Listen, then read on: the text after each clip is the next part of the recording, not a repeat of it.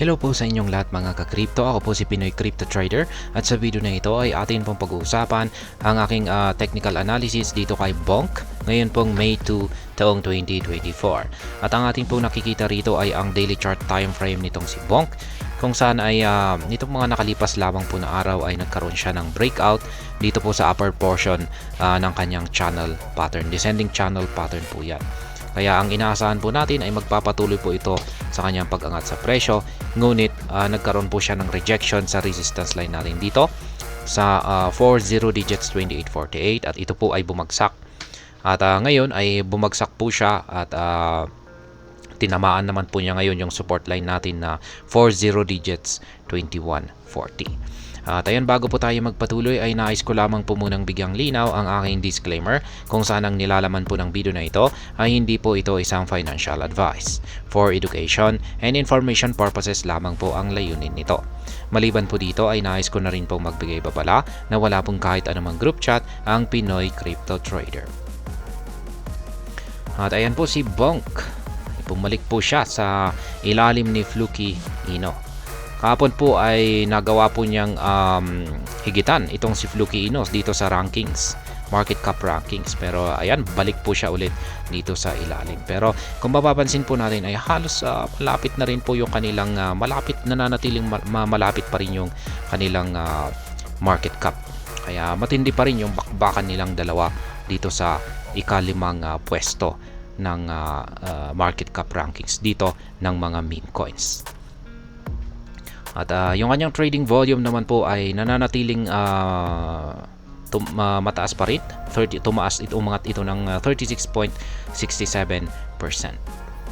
Dito naman po sa kanilang official X account ay check po natin kung meron po silang latest na tweet rito. Ayan, last 27 minutes po ito. Good night from the dog. Ayan, gabi po sa kanila. Pero sa atin ay ayan, tanghali na. Daily Bonk check-in below. Ayan, 9 hours ago, isa po itong repost ng Blackstrout Labs. Our happy hour is going to bonkers. Welcome to Team Bonk Ino. Ayan. Mukhang kapartner na naman po nila ito. Itong si Blackstrout. Snapshot consensus po pala. Ayan, last 10 hours, drop a follow there to keep up the extra content around IRL events and more. Ayan po yung kanilang mga latest na tweet rito sa kanilang official X account. At balikan na po natin ang pagti-technical analysis dito kay Bonk. At ayan po, meron po siyang previous pattern dito na isa pong descending channel pattern. At ito po siya. At nitong mga nakalipas lamang po na araw, dito lamang po noong April 21 ay nagkaroon po tayo ng breakout dito. Ayan, kaya ang inaasahan po natin dito ay magpapatuloy na po siya sa kanyang pag-angat sa presyo. Ayan, yung inaasahan natin dyan ay tuloy-tuloy na po siya sa kanyang pag-angat. At ito po yung pinaka-ultimate, dito pa pala sa mas mataas na presyo. Ito po ang 40 digits 4809. Yan po yung pinaka-ultimate na price target natin dito. Kaso noong dito po nung umabot po siya rito sa resistance line natin dito sa 40 digits 2848 ay nagkaroon po siya ng rejection dito. Ito po ay noong mga April 24 to 25. Kaya bumagsak po siya. At siya naman ay nagkaroon ng rejection dito sa support line natin na 40 digits 28,140. Kaya mukhang posible pong mangyari rito ay mauuwi po ito sa pagko-consolidate dito kung walang pagbabago sa kanyang momentum. Kung mananatiling ganito po yung kanyang momentum ay ayan, magsa-sideways po siya. Ngayon kung pag nabasag naman po yung ating support line dito ay syempre babagsak po siya. At babagsak po siya hanggang dito sa sunod na support line natin dito sa 40 digits 1452. Ngayon kung pag bumalik naman po siya dito sa itaas, nagkaroon siya ng rejection dito at bumalik siya rito sa itaas at nabasag po niya ito. Kapag nabasag niya ang 40 digits 2848 na resistance line natin ay ito po ang siyang signal na nagsasabing magpapatuloy na po sa pag-angat sa presyo itong si Bonk. Kaya ayan, yan po nakasalalay sa mga support at saka resistance line natin yung magiging sunod na trend direction itong si Bonk. Kaya ayan, pagdating naman po sa pag-i-spot trading ay meron po akong nakaabang na buy pending order position dito sa 40 digits 1452. Yan, hindi na po ako naglagay ng buy pending position, buy pending order ko dito. Ayan, dito na lamang po ako nakaabang. Kasi medyo malaki-laki na rin yung nabili ko rito. Nag-accumulate po talaga ako rito nung bumagsak po siya sa support line dito noong mga nitong mga April 13 hanggang April 19. Kaya matagal-tagal po siyang nagbigay ng buying opportunity natin dito.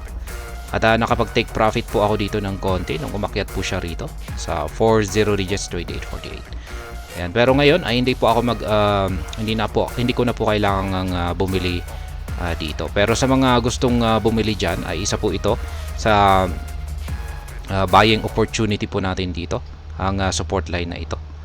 Ayan.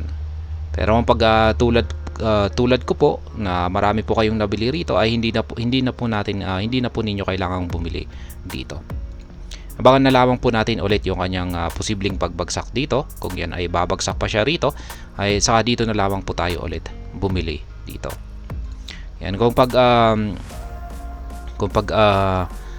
siguro ay yan, kung nakukulangan po kayo sa nabili ninyo rito, sabihin natin ay medyo malaki kasi yung binenta natin dito, binenta po ninyo, ay yan, pwede po kayong bumili rito.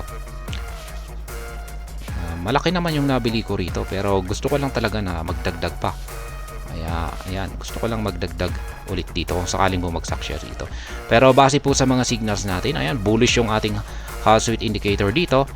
Bullish na rin yung ating QQE mod dito. Yun nga lang at nagpapakita po ng pagliit sa sukat yung mga QQE bars nito, pero malamang ay sinyalis lamang po ito ng isang minor correction.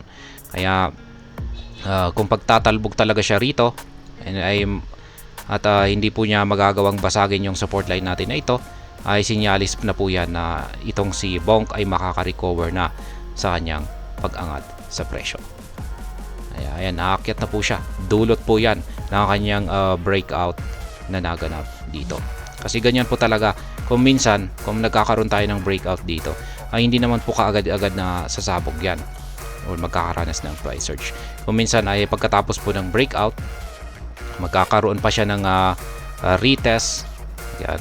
Yung kung minsan ay dito pa sa ibabaw ng nabasag na channel pattern yung kanilang magiging retest. Kaya pag umakyat siya, babagsak pa diyan. Yan. Tapos magkakaroon pa ng consolidation yan. At pagkatapos ng consolidation ay dito na po iepekto yung kanyang breakout dito. Kaya malamang ay ganyan po ngayon yung nararanasan ni Bonk. Lalong-lalo na kung mahina po talaga ang momentum or ang volatility ng market. Kaya ayan, at yan po yung nararanasan kasi ngayon ng buong crypto market. Medyo mahina ang volatility ngayon. Particular po yung mga bullish or mga bulls. At yan. Kaya sa kabuuan ay yung aking analysis po ulit dito ay nakasalalay po sa ating support line na ito. Yung magiging galaw, yung sunod na magiging galaw ni Bonk. Kung pagtatalbog po siya rito at hindi po magagawang basagin ni Bonk yung support line natin dito, ay posible po itong mauwi sa consolidation dito. Pero posible na rin na dito na siya makaka-recover at ito ay magpapatuloy sa kanyang pag-akyat provided na yung ating indicators dito, particular po ang ating QQE mode dito, ay magpapakita ng bullish momentum na signal. At ang isa pang posibleng mangyari rito ay kung hindi po nagawang pigilan ng ating support line ang pagbagsak ni Bonk at nabasag ito, ay babagsak po ito hanggang dito sa sunod na support line natin dito sa ibaba. At yan po ang 40 digits 1452 kung saan ako po ay nakabang ng isang buy pending order. At ayan po ang aking technical analysis update dito kay Bonk sa araw na ito. Sana po ay inyong nagustuhan ang aking paliwanag sa video na ito. Kung inyo po itong nagustuhan ay pakiclick lamang po ang like button ito. Para naman po sa mga bago lamang dito, kayo po ay aking inaanyayahan para mag-subscribe. Pakiclick na rin po ang bell icon ito dahil ito po ang siya magsisilbing notification nito sa mga bago kong videos na akin pong ina-upload sa aking YouTube channel na ito. Marami pong salamat sa panonood, ingat po tayo lagi at God bless po sa ating lahat.